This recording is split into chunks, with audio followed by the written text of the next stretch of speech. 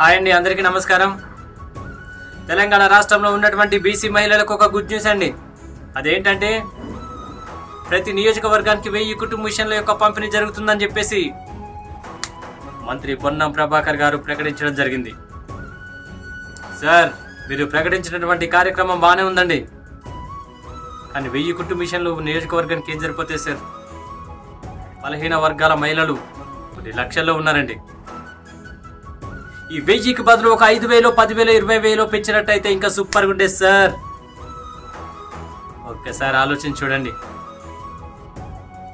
స్త్రీ శక్తి లేనిదే ప్రపంచం అంతా అల్లకల్లోలం అవుతుంది సార్. మీరు ఇచ్చేటువంటి ప్రోత్సాహం చాలా పెద్దగా ఉండాలండి. మహిళలు స్వయం ఉపాధితో పాటు పారిశ్రామికవేత్తగా ఎదగాలన్నటువంటి ఆలోచన చాలా బాగుందండి.